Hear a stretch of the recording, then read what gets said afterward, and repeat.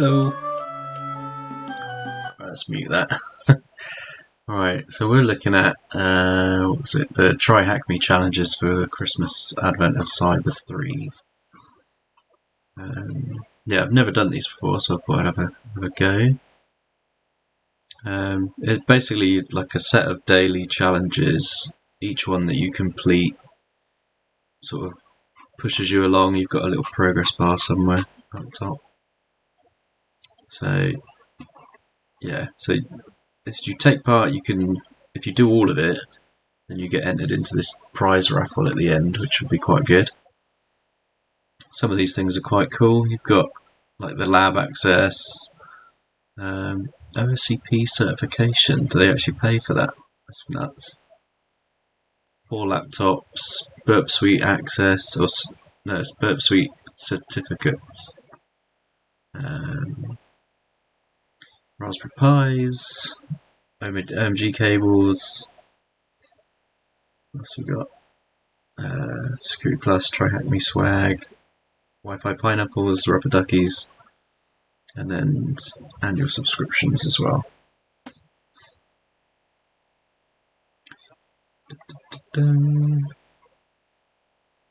Videos. Each task has a supporting video walkthrough from a range of amazing, highly talented creators, including CyberSecMag, John Hammond, Tiberius, Neil Bridges, Husky Hacks, Insider PhD, and Nahamsec. Done all the socials, done all these, done the tutorials. So basic rules is don't be a dick. You're only allowed to hack the actual attack machines and not the TryHackMe domain or the OpenVPN server. Answers to questions are not to be shared unless shown on videos/streams.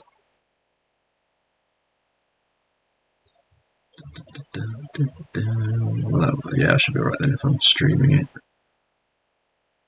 Users should only enter the event once. Do not target and attack other users. So the story. All exercises in the Advent of Cyber follow a fun Christmas story. This year, the elf McSkiddy needs your help to hack back and undo the Grinch's malicious activities. So the elf comes in. McSkiddy is the Chief Information Security Officer.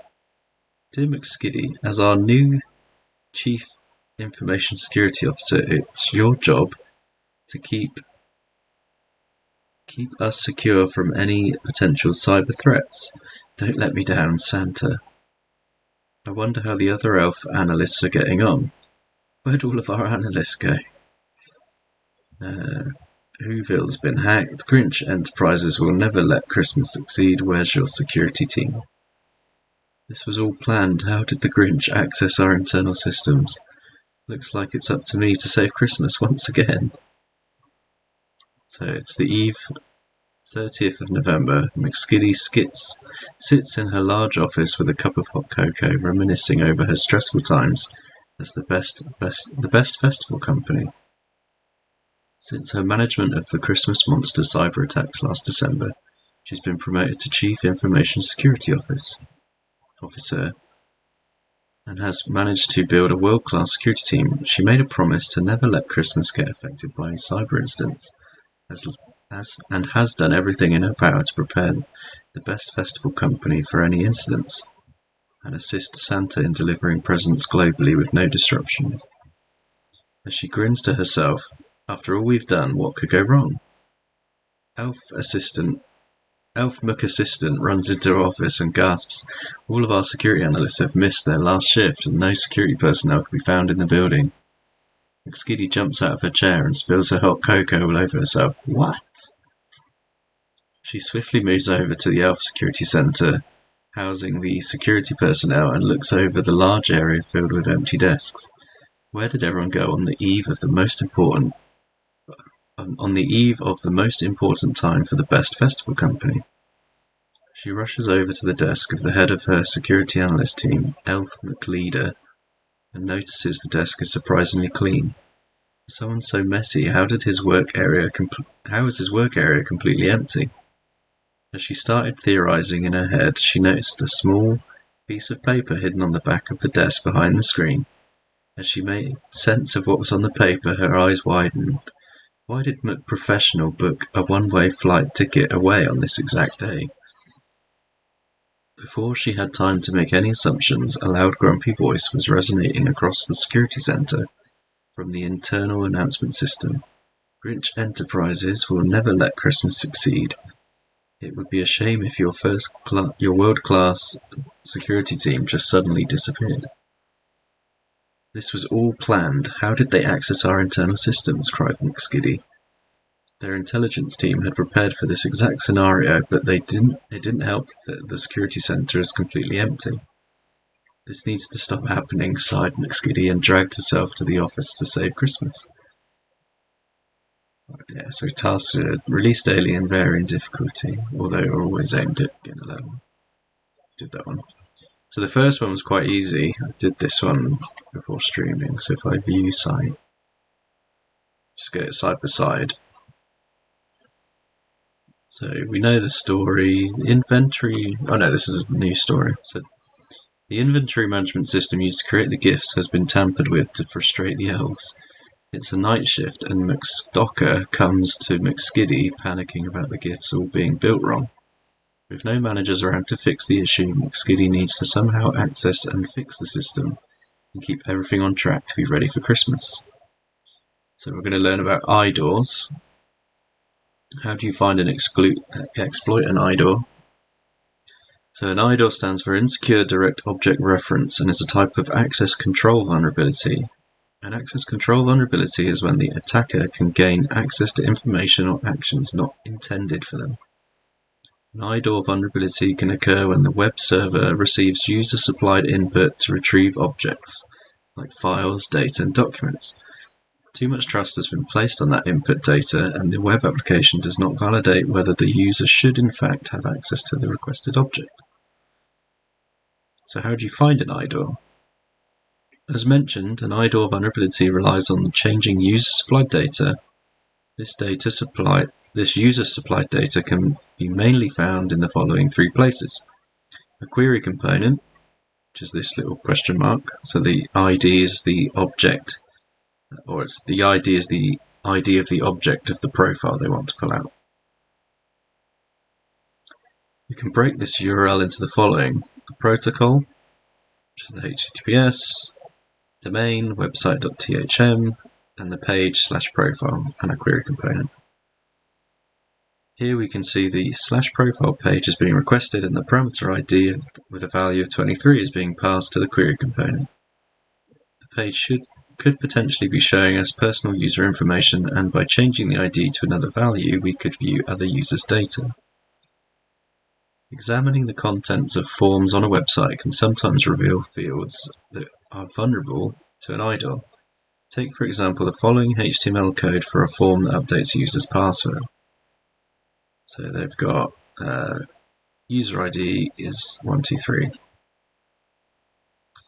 You can see from the highlighted line that the user's ID is being passed to a web server in a hidden field. Changing the value of this field from 123 may result in changing the password of another user. Cookies. To stay logged into a website such as this one, cookies are used to remember your session.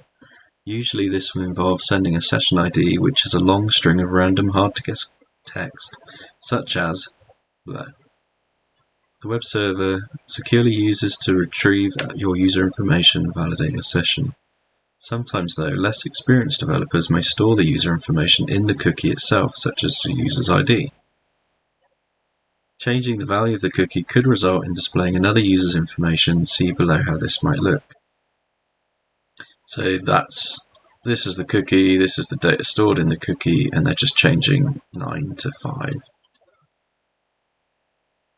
So the IDOR in the wild. Seeing a product, user, or service identifier in the URL or otherwise is a must to test.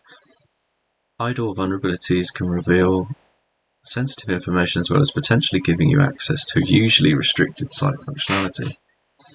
For security researchers, idle vulnerabilities can be impactful, and reporting them can yield a good bug bounty. Where an idle vulnerability report to PayPal had a 10,500 payout.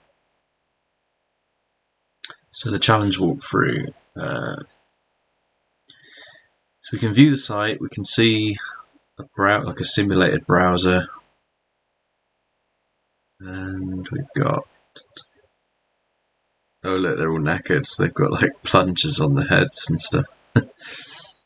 There's also 3 other pages on the navigation panel: builds, inventory, and activity. So we can do builds, we can do inventory and activity. Oh look, so here we go already. So you've got user ID equals an idle. So if we change the ID, it's just suggesting try 1 to 20. So change 11 to 1, and we're Santa. This is I've already answered these. So we know Santa is. And if we go through, just like enumerate. So 2, 3. So we know who McStalker is.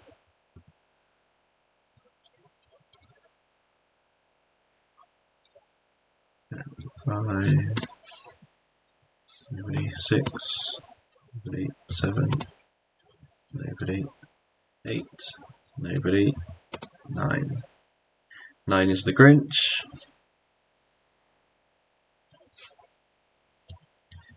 Just keep going. 10, 11. That's McSkiddy. 12, 13, 14, 15, 16, 17, 18, 19, and 20.